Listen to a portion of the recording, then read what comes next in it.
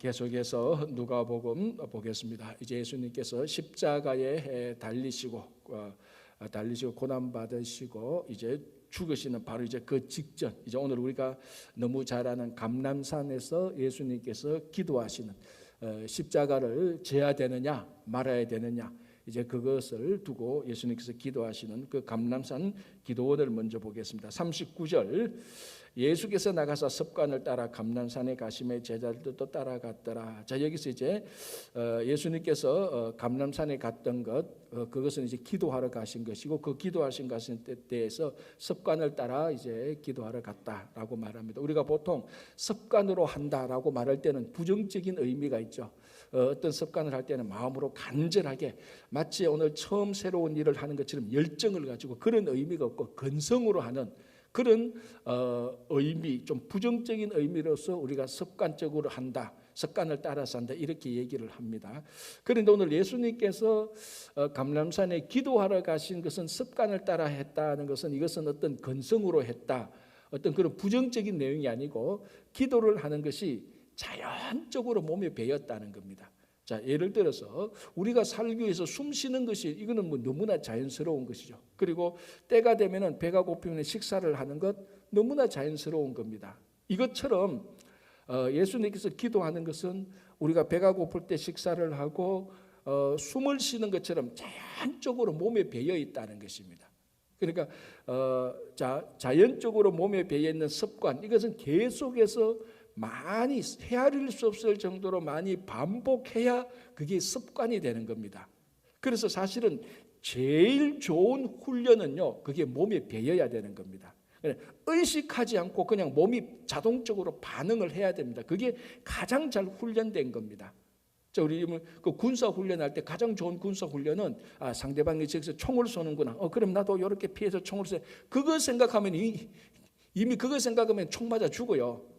총소리가 딱 나면 그냥 무의식적으로 땅 그러면 이게 동쪽에서 났는지 뒤쪽에서 났는지 위에서 났는지 그게 본능적으로 느끼고 피하거나 대처를 할 수 있을 만큼 그 훈련이 우리 감각에 배어 있어야 되는 겁니다. 그게 제일 좋은 훈련을 받은 것이죠. 그게 습관입니다. 사실은 오늘 예수님께서 말씀하신 것처럼. 그래서 예수님께서 기도하신 것은 자연적으로 그게 온몸에 배어 있는 훈련, 가장 잘된 훈련입니다. 계속해서 반복적인 훈련이 되어 있는 것. 자, 그러면 우리가 앞에서 우리가 어제 무슨 말씀을 받는가 하면 한번 보시기 바랍니다. 24절, 22장 24절, 또 그들 사이에 그중 누가 크냐 하는 다툼이 난지라. 어제 우리가 이 말씀 봤죠. 그래서 여기서 우리가 중요하게 살펴본 단어가 뭐였죠? 또. 자, 이 제자들이 그들 사이에 누가 크냐 다툼이 일어나는 것은 또 일어났습니다. 습관을 따라 일어난 거죠. 계속해서 반복하면 또 하고 누가 크냐 내가 크냐, 오늘은 내가 더 큰 것 같은데 내일 되면 저 녀석이 더 크고 또 그 다음 날 또 내가 더 크고. 자, 제자들은 지금 무슨 습관이 배어 있습니까? 누가 크냐 다툼하는 습관이 되어 있습니다. 예수님은 무슨 습관이 되어 있습니까? 기도하는 습관이 되어 있습니다.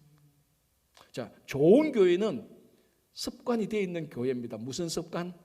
기도하는 습관이 되어 있는 교회가 좋은 교회입니다. 나쁜 교회는 다투는 게 습관이 되어 있는 이 교회가 나쁜 교회죠. 이 나쁜 교회입니다. 한 사람의 성도도 똑같습니다. 자, 여러분들에게 신앙적으로 무슨 습관이 되어 있습니까? 여러분 아시다시피 우리 주변에 의외로 불평하고 원망하는 게 습관으로 되어 있는 사람들이 있습니다. 의외로 꽤 많아요. 똑같은 사건인데 이건 누가 객관적으로 봐도 이거는 이렇게 볼 수밖에 없는데 습관적으로 늘 삐딱하게, 늘 부정적으로, 말투도 늘 비비 꼬인 말투로 되는 게 이 습관이 되어 있습니다. 그런 습관은 빨리 단칼에 잘라야 됩니다. 그런 습관이 그 사람을 인생을 망치게 될 거예요. 자, 이 제자들은 또 그들 사이에 다투는, 예수님은 또 감람산에 가서 또 기도하는 겁니다. 그래서 우리가 정말 우리가 그러잖아요. 좋은 습관이 인생을 바꾼다고. 한 4, 5년 전에 우리 한국에서는 습관에 관련된 이런 책들이 막 굉장히 많이 나왔던 적이 있어요.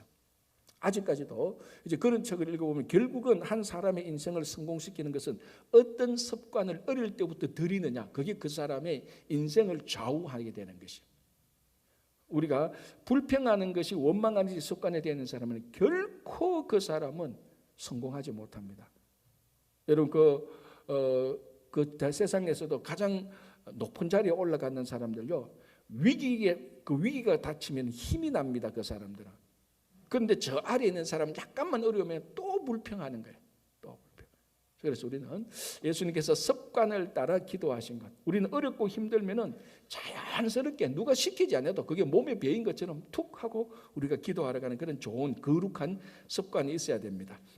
자, 이제 제자들을 데리고 가죠. 다 데리고 간 건 아닙니다. 베드로, 야고보, 요한 3명만 데리고 갑니다. 우리가 그 다른 복음서를 보면 아시겠지만 베드로, 야고보, 요한을 데리고 가서 자, 같이 기도하러 가자라고 말합니다. 자, 40절 그곳에 이르러 그들에게 이르시되 유혹에 빠지지 않게 기도하라. 자, 나도 기도할 테니까 너희도 기도하라. 유혹에 빠지지 않도록. 자, 여기 베드로가 있었잖아요. 자, 우리가 앞에서 봤던 것은 31절을 보시기 바랍니다. 31절. 시몬아 시몬아 보라 사탄이 너희를 밀가부르듯 하려고 요구하였으나.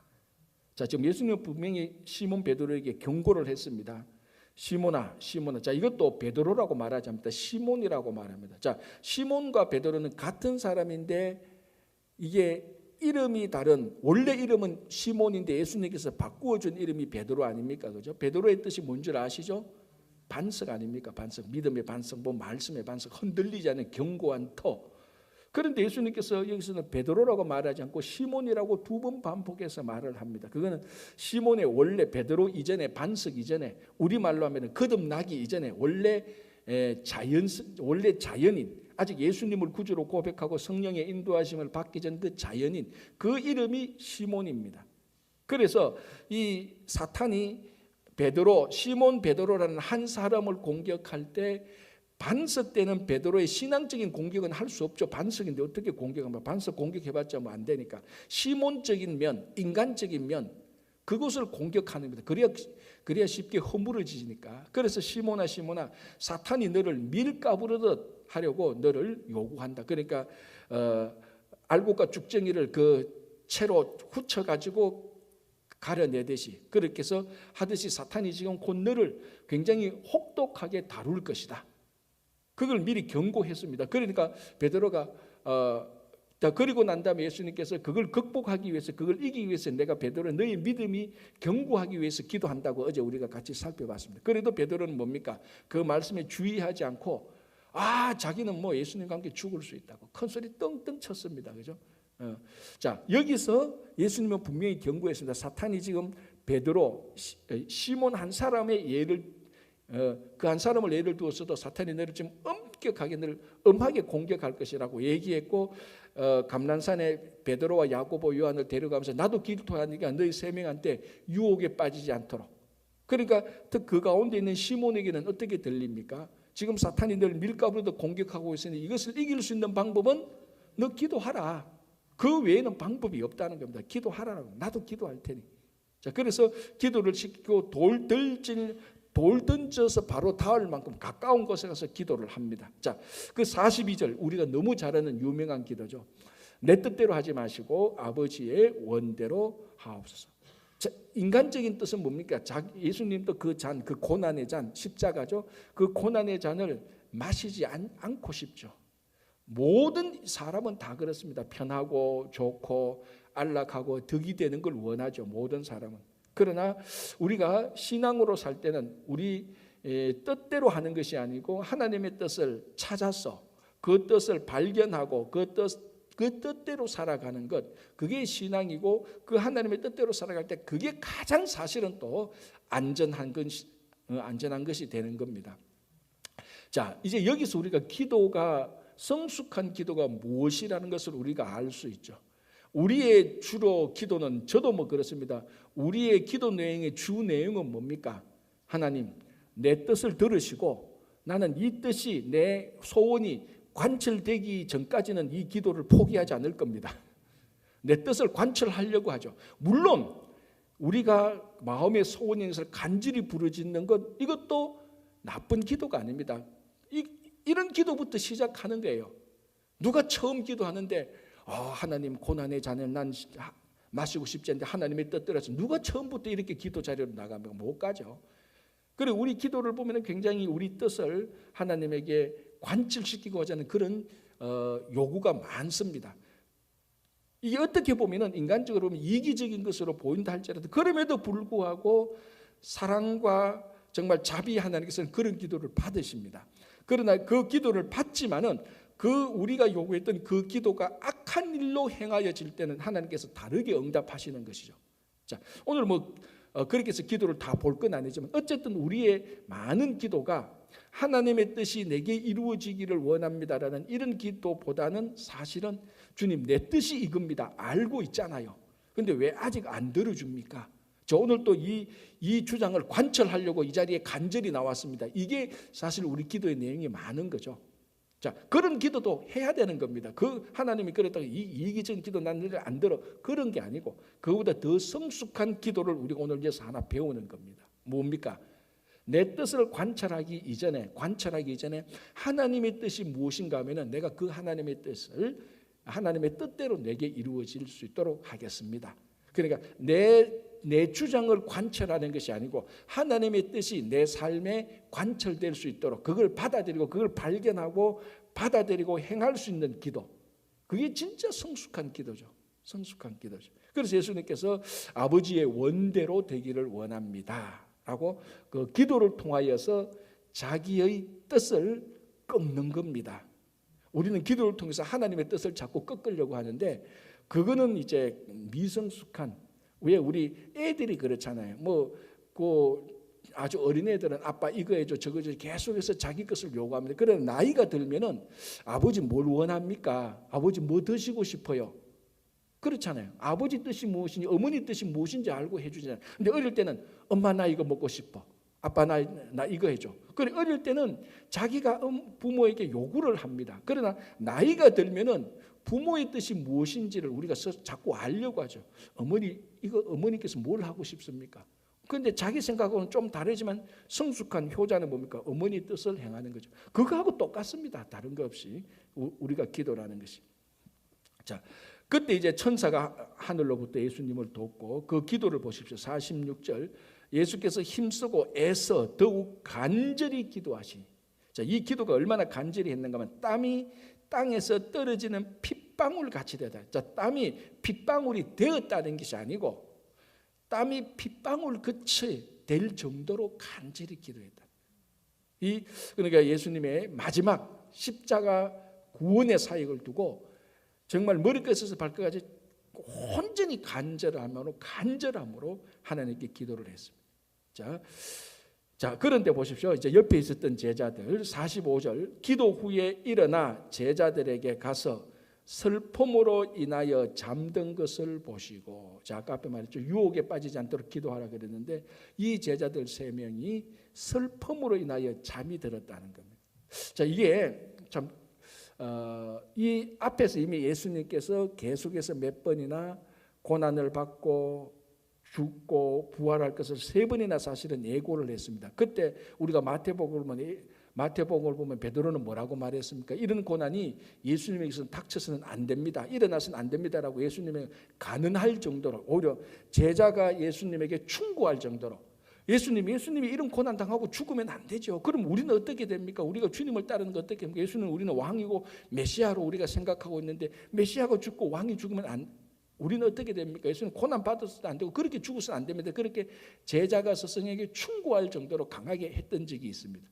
자, 이제 그리고 난 다음에 예수님께서 2번, 3번 계속해서 그런 내용의 메시지를 제자들에게 해서 제자들이 은근히 예수님께서 뭐 좀 이상하다 우리말로 하면은 자꾸 고난받고 죽는단 말이에요. 불길한 예감이 든다. 이제 그런 인간적인 생각이 계속해서 드는 거죠. 그래서 감람산에 가서 간절히 기도하는 걸 보니까 저 뭔가 있다라고 마음이 생각하면서 마음이 걱정이 되는 겁니다. 슬픔이 되는 겁니다. 자, 그러면 어떻게 해야 됩니까? 그러면 진짜 깨어서 기도해야 되죠. 그런데 이 제자들이 그런 걸로 인해서 잠이 들었다는 겁니다. 자, 우리가 걱정이 있고 슬픔이 있고 염려가 있으면은 오늘 예수님께서 말씀하신 대로 깨어서 기도해야 되는 겁니다.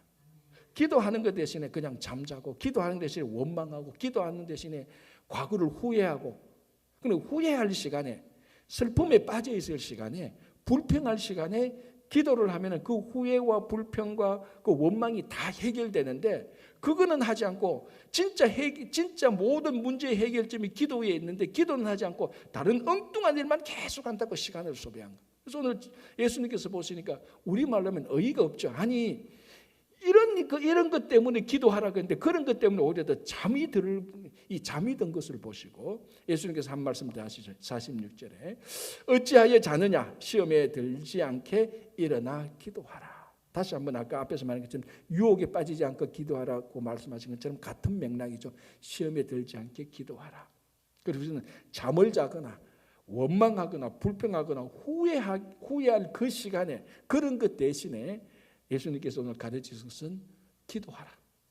거기에 해결의 열쇠가 있는 것입니다. 그렇죠?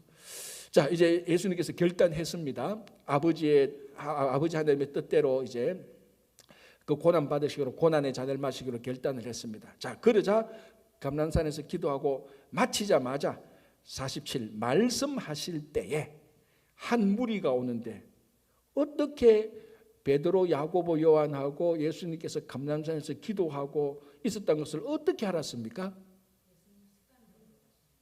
자, 47절 말씀하실 때에 한 무리가 오는데 12 중에 하나인 유다라 하는 자가 그들을 앞장서 왔어.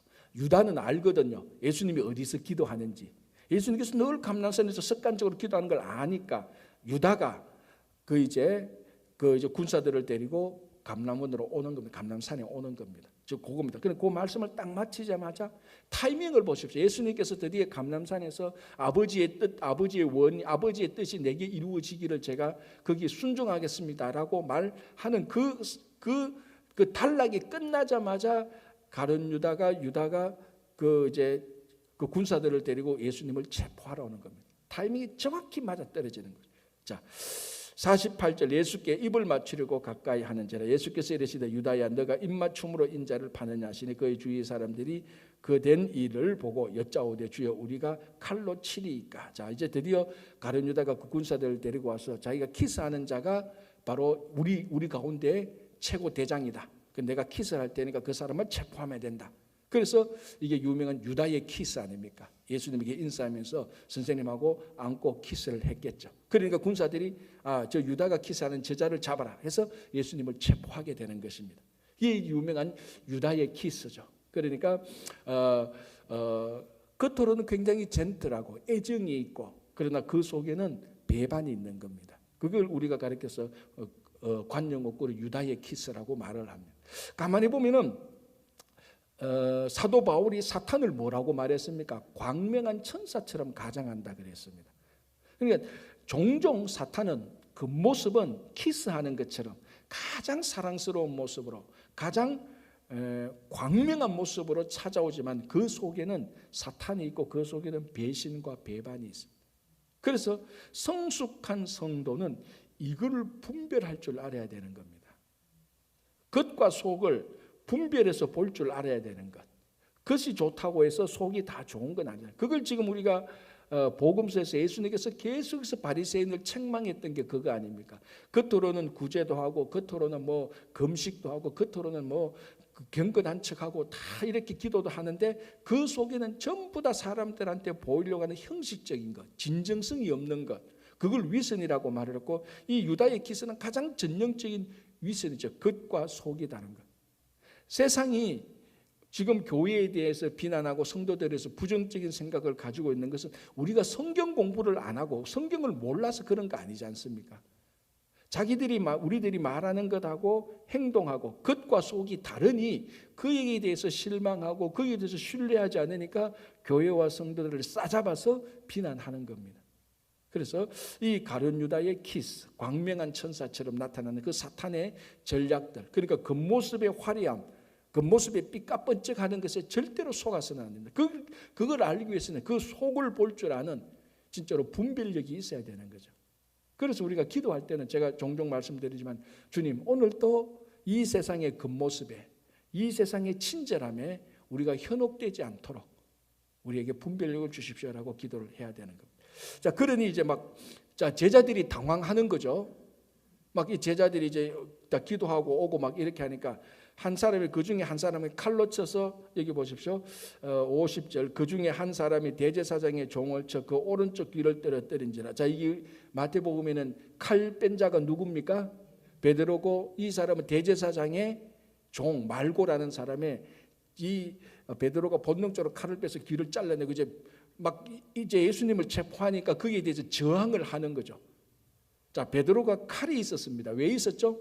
우리가 어제 본 것처럼 37절, 35절, 36, 37, 38절 예수님께서 이사야 53장 12절에 있는 그러니까 불법자의 동류로 여김을 받는 불법자가 아니고 예수님께서 불법자, 여기서 이 불법자는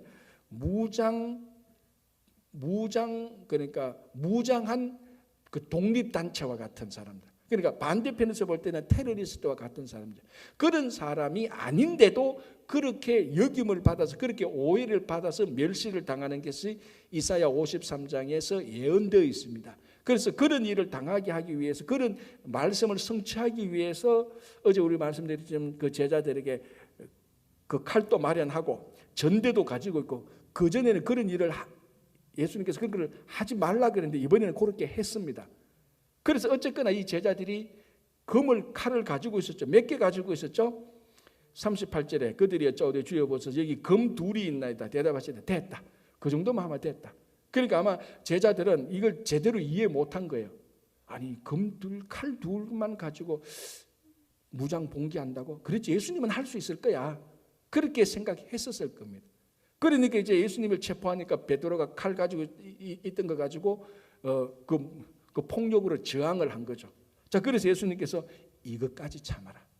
우리는 불법자로 여김을 받는 사람이지 우리는 불법자가 아니지 않느냐. 이게 참 중요한 거죠. 이게 참 중요한 겁니다. 자, 여러분, 우리가 주님의 일을 하면서 오해받을 수는 있습니다. 그러나 그 오해하는 그 내용 그것을 우리가 가져서는 안 되는 거죠. 예수님처럼 우리가 불법자로 여김을 받을 수는 있다. 그렇다고 해서 우리가 불법자가 되어서는 안 되지 않느냐.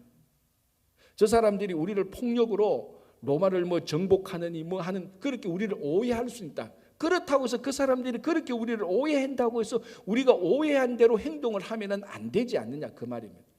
저 사람들은 우리를 불법자로 보지만 내가 칼을 들고 저항하고 이렇게 하면은 우리가 하나님의 나라와 세상의 나라가 뭐가 다르냐. 베드로에게 됐다. 그만두어라. 이것까지 참으라라고 말을 하면서 그 귀를 만져서 그 귀 떨어지고 그 자리에서 고쳐주십니다. 옆에서 제가 옆에서 같이 있을 때는 속 탈 겁니다. 그죠? 아니 꼭 이렇게까지 해야 됩니까? 지금 예수님 지금 체포됐는데 이 사람들 보십시오. 지금 뭐 하는 겁니까? 우리가 뭘 잘못했습니까? 자, 그런데 보십시오. 이 사람들이 예수님을 체포하려고 온 모습을 보십시오. 52절에 예수께서 그 잡으러 온 대제사장들과 성전의 경비대장들과 장로들에게 이르시되 너희가 강도를 잡는 것 같이 금과 뭉치를 가지고 나왔는 마치 예수님을 체포하러 왔는데 군사작전하듯이 진짜로 무장한 세력들 12 그러니까 가룟 유다는 빠졌으니까 제자들이 다 모였다 해도 예수님께서 12명이 마치 폭탄이나 기관총이나 이런 걸로 무장한 단체를 체포하러 온 것처럼 온 거예요. 금과 뭉치를 들고 고작 해봤자 칼 두 자루 있는 겁니다. 이 칼도 저항하고 싸우려고 있는 게 아니에요. 불법자로 여김을 받기 위해서 있는 것인데 아마 어쩌면은 가룟 유다가 그런 인포메이션도 줬을 겁니다. 지금 저 단체에서 금이 두 자루가 있다. 그것도 아마 줬을 겁니다. 그러니까 이 대제사장이 보고 칼이 있다고? 그럼 우리 군사작전 해야지. 그런 식으로 했을 수도 있을 겁니다. 아니면은 이 대제사장들과 경비대장들이 그 앞에서 예수님께서 예루살렘에 들어왔을 때 성전을 정화했던 것. 저 예수라는 사람이 성전에 들어와서 매매하는 사람들, 환전사람들 상도 뒤집어 엎어서 저 사람 화나면 저 폭력을 행할 거야. 안 되겠다. 우리 금과 뭉치를 가자. 그렇게 했을 수도 있을 것입니다. 그러나 예수님께서 뭐라고 말합니까? 53절에 내가 날마다 너희와 함께 성전에 있을 때 내게 손을 대지 아니하였도다.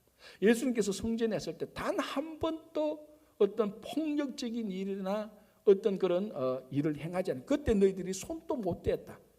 그러나 이제는 뭡니까? 그러나 이제는 너희의 때요 어둠의 권세로다. 무슨 말이에요? 이제는 때가 되었다는 겁니다.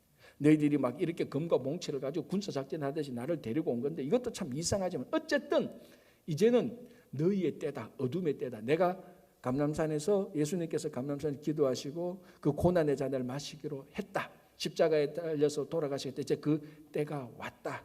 자, 이걸 제자들이 알아들을까요? 이 군사작전을 하는 대제사장과 성전 경비대장 장로들이 알아들을까요? 아무도 못 알아듣습니다. 그냥 그대로 세상에서 하는 대로, 세상에 군사작전을 하는 대로, 마치 범죄자를 체포하는 대로 그렇게 체포해서 이제 어디로 갑니까? 자, 54절 예수를 잡아 끌고 대제사장의 집으로 들어갑니다. 이제 예수님께서 체포됐습니다. 자, 먼저 종교 재판을 하는 겁니다. 그래서 대제사장의 집으로 갑니다. 제자들 다 도망갔죠. 여러 가지 이유로 뭐 도망가. 어쨌거나 그런데 딱 하나 베드로는 멀찍이 따라갔죠. 왜 멀찍이 따라갔죠? 자기가 했던 말이 있잖아. 그래도 내가 그래도 예수님 위해서 죽겠다고 말을 했는데 그래도 자칭타칭 내가 수제자인데 이게 그런데 이제 가까이는 못 가전 거죠. 겁도 나고 또 가까이 가면은 그 대제사장들이 야 너도 같은 편에서 잡아 넣고 또 본인 스스로가 머뭇거리는 거예요. 따라가야 될지 도망가기에는 그렇고 바짝 붙기는 그렇고 도망가기는 그렇고 적당한 거리를 쓰는 거예요. 이게 오늘날 우리 많은 성도들이 신앙생활을 하는 폼하고 똑같습니다. 예수는 믿으니까 도망은 못 갑니다. 완전히.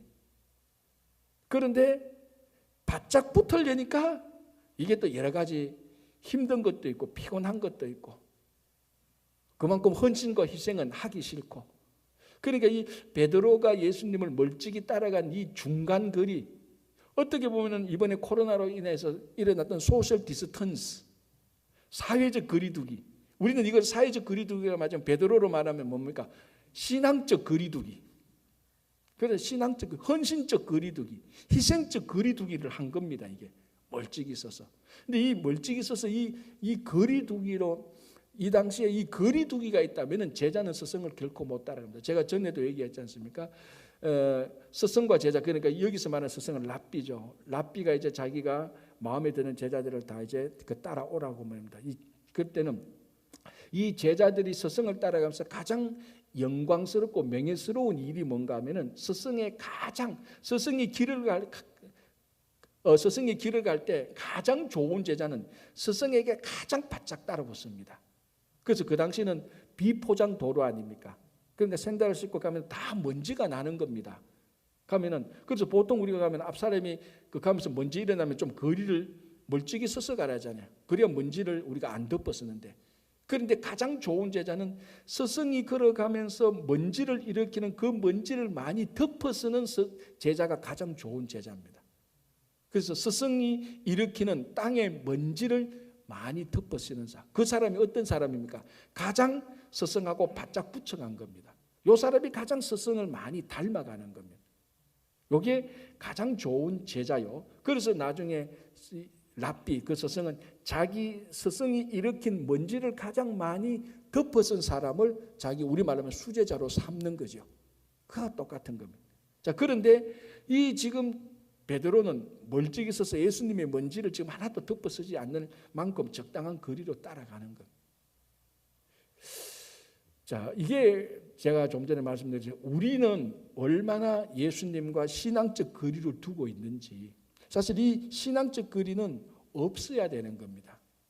우리가 예수님이 일으킨 먼지를 우리는 다 덮어써야 되는 겁니다. 그게 진짜 제자고 그게 진짜로 예수님을 닮아가는 겁니다. 먼지를 하나도 덮어쓰지 않았다. 50년, 100년 따라가도요. 이 제자는 스승을 닮지 못해요. 스승이 일으키는 먼지를 덮어써야 됩니다. 그런데 한 명도 그런데 이 베드로처럼 이렇게 멀찍이 따라가면 안 되는 거죠. 그래서 예수님께서 너희 자기를 부인하고 너희 십자가를 지고 나를 따르라고 말합니다. 그 나를 따르는 것이 그 당시에 제자가 스승 랍비를 따라가는 그거하고 똑같습니다. 그렇죠? 자, 그러니 이제 어떤 일이 있냐니까 이제 예수님께서 이제 그 밤 사이에 이제 그 체포되었는데 그 밤은 이제 춥잖아요. 그 낮은 덧들 밤이 추우니까 대제사장의 그들에 이제 불을 피우고 있는데 베드로가 그 이제 한 자리에 뚝 끼인 거죠. 눈치 싹 보고 예수님 저 안에 잡혔으니까 눈치 보고 뚝 끼어 앉아 있습니다. 자, 55절 사람들이 뜰 가운데 불을 피우고 함께 앉았는지 베드로도 그 가운데 앉았더니 이 마음이 어떻겠습니까? 얼마나 이게 찝찝하기도 하고 얼마나 이 애매모호합니까? 지금 불안가 있고 염려도 있고 뭔가 모르게 자책감도 있고 내가 이러면 안 되는데 그래도 뭐 지금 뭐 다른 사람 다 도망갔는데 이 정도면 좋지. 온갖 묘한 게 있습니다. 자, 이때에 56절에 한 여종이 베드로의 불빛을 향하여 앉은 것을 보고 주목하여 이르되 이 사람도 그와 함께 있었다. 그 중에 아마 그 눈썰미가 있는 여종 하나가 있었는가 봐요. 대제 여종 하나, 이 사람도 저 안에 지금 잡혀있는 사람하고 같이 있었던 사람 아니야? 라고 말하니까 57절 베드로가 부인하여 이르되 이 여자여 내가 그를 알지 못한다. 첫 번째 부인. 뭐 우리 또 잘 아는 대로 58절 조금 후에 다른 사람이 보고 이르되 너도 그 도당이다 하거늘 베드로가 이르되 이 사람아 나는 아니다. 자, 세 번째 59절 한 시간쯤 있다가 또 한 사람이 장담하여 이르되 이는 갈릴리 사람이니 참으로 그와 함께 있었나. 자, 세 번째는 갈릴리 사람이라고 하는데 이 말의 의미는 뭡니까? 우리 다른 복음서 보면은 너 말투를 들어보니까 너 갈릴리 말투네. 자, 여기가 지금 어디입니까? 예루살렘이잖아요. 그러니까 갈릴리 말투하고 예루살렘 말투하고 액센트가 다른 거예요. 뭐 한국의 호남, 영남, 서울, 중부지방 다 다른 것처럼 여기도 갈릴리 사투리하고 예루살렘 말투가 다른 거예요. 그런데 세 번째 사람이 그러니까 첫 번째, 두 번째 대답하는 거 보니까 세 번째 사람은 딱 들어보니까 말투가 이 갈릴리 말투네. 그럼 저 안에 잡힌 사람도 갈릴리, 너 그 사람하고 같이 있었네. 너 갈릴리 사람 맞네라고 딱 이렇게 지적을 한 겁니다. 그러니까 자 60절 베드로가 이르되 이 사람아 나는 네가 하는 말을 알지 못한다. 무슨 말이냐? 내가 갈릴리 말도 그런 거 모른다. 세 번째 부인하니까 자 아직 말하고 있을 때 닭이 곧 울더라. 61절 주께서 돌이켜 베드로를 보시니 아마 돌이켜 베드로 저 안쪽에서 닭이 울 때 예수님께서 뭔가 모르게 지금 멀찍이는 따라갔고 바짝 못하고 예수님께서 저기서 보이는 그 눈총 그걸 느낀 겁니다. 자 61절 주께서 돌이켜 베드로를 보시니 봐라 내가 말했지 않냐? 네 결기와 네 의지와 네 결단으로 뭐 죽을 때까지 뭐 주와 함께 죽으러 가자고 같이 죽겠다고 나와 함께 있었다고 말하는 그 질문 하나에 세 번이나 다 부인. 우리 다른 복음서 보면 뭡니까? 마지막에는 예수님을 저주까지 합니다. 그런데 누가복음에는 이제 그런 말은 안 했는데 다른 복음서 예수님을 저주까지 했던 베드로가 적극 부인하게 되는 거죠. 자, 그래서 오늘 닭 울기 전에 내가 세 번 나를 부인하리라 하심이 생각나서. 그래서 우리 뭐 우스갯소리를 하지 않습니까? 베드로는 절대 닭고기 안 먹는다고 늘 우리 우스갯소리를 그렇게 하는데 자 그런데 62절 밖에 나가서 심히 통곡하니라. 후회와 자책과 자기의 부족함에 대한 뭐 어떤 그 뭡니까 정말 그 어리석음에 대해서 나가서 통곡하니라. 내가 왜 이럴까라고 한 거죠. 자 우리가 이제 가룟 유다는 어떻게 합니까? 자살을 하는 거죠. 그러나 베드로는 자살은 하지 않고 심히 통곡하고 그리고 나중에 이제 부활하신 예수님께서 베드로에게 찾아옵니다. 그러니까 여러분 부활하신 예수님이 이 세상에 우리를 찾아오실 때는 목숨은 가지고 있어야 돼요. 뭐 자살해버리면 찾아올 것도 없어요. 그러니까 베드로는 그래도 회개하고 통곡하고 내가 왜 이래 좀 우리하고 많이 닮았죠. 그죠? 많이 통곡하고 통곡해서 보십시오. 자 그러는 사이에 예수님은 이제 본격적으로 고난과 조롱과 멸시를 당합니다. 아까 감람산 기도원에서 그 고난의 잔을 마시기로 한 이제 그것. 자 63절 지키는 사람들이 예수를 희롱하고 때리며 그의 눈을 가리고 물어 이르되 선지자 노릇하라 너를 친 자가 누구냐 하고 이 외에도 많은 말로 욕하더라. 자 여기서 예수님 분명히 쳤습니다. 그런데 아직까지 예수님은 완전히 유죄 판결을 받지 않았어요. 판결 받기 전에 이렇게 조롱하고 멸시하고 쳤다. 이거 유대인의 사내들인 공예법에 의해서 다 불법입니다. 부정이에요. 지금 이 사람들이 가장 법을 지켜야 되는 종교 지도자들이 예수님을 지금 어떻게나 엮어서 예수님을 처리하려고 가장 불법과 부정을 지금 행하고 있는 겁니다. 그렇죠? 자, 66절 보겠습니다. 날이 새며 백성의 장로들 곧 대제사장들과 서기관들이 모여서 예수를 그 공회로 끌어들여. 자, 새벽이 되자마자, 그 밤에는 재판을 안 하니까 새벽이 되자마자 바로 재판으로 들어갑니다. 지금 뭐 굉장히 지금 속도가 빠릅니다. 날이 새며 백성의 장로들 곧 대제사장들과 서기관들을 모여서 예수를 그 공회로 끌어들여 이르되 내가 그리스도이거든 우리에게 말하라. 대답하시되 내가 말할지라도 너희가 믿지 아니할 것이요 내가 물어도 너희가 대답하지 아니하리라. 자, 이렇게 해서 자, 여기서 이제 그 당시 자료들을 보면은 이 지금 사내들인 공회에서 이제 그 법정 심리를 하지 않습니까? 예수가 진짜 죄가 있는지 없는지. 자, 이때에 대제사장이나 이런 사람들은 그 회의를 우리말은 그 법정을 공정하게 중립에 서서 그걸 잘 이끌어 가야 되는 겁니다. 그런데 오늘 여기 보면은 이게 어떻게 되는가 하면 예수님을 자꾸 예수님에게 신성모독을 했다라는 성전모독, 신성모독을 했다는 식으로 자꾸 유도하는 질문을 해요. 이거는 우리 법정에서 보면 누가 해야 되는 겁니까? 검찰이 해야 되는 거예요, 사실은. 우리 오늘날 법정으로 말은. 그런데 여기는 그런 검찰 법정이 아니고 심리를 하는 것이기 때문에 이 앞에서 그 사내들인 그 공의의 제사장은 그렇게 유도 신문을 하면 안 돼요. 그런데 지금 자꾸 예수님을 죄를 덮어 씌우려고 자꾸 유도 신문을 하는 거죠.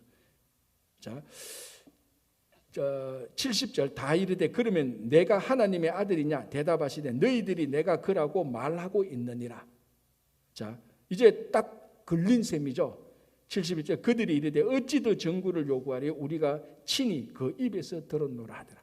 여기서 이제 심리껏 유죄 판결을 내서 이제 예수님을 빌라도에게 넘기는 거죠. 요까지 이제 오늘 우리가 보겠는데, 그러니까 요 마지막 63절부터 예수님께서 고난 당하고 핍박당하고 멸시를 당하는 것은 전부 다 불법과 부정입니다. 자, 우리가 신앙생활할 때 우리가 고난 당하고 억울하고 이런 일들은 전부 다 불법과 부정을 통해서 편견과 한쪽으로 치우침에 의해서 우리들에게 일어나는 일입니다.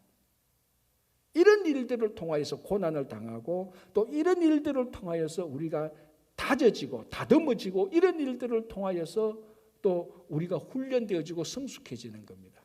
여러분, 법대로 하고 공정하고 법대로 그리고 올바르게 하면은 올바르게 일이 진행되면 아무도 훈련되고 그는 고난이 없어요. 원래 고난과 멸시와 조롱에는 불법과 부정이 판을 치는 겁니다. 그래서 예수님께서 그 안에서 고난을 당하는 겁니다. 그래서 오늘 여러분들이 혹시 부정과 불법과 억울함과 무시와 편견으로 인해서 고난을 당하고 있으면 그게 진짜 고난이죠.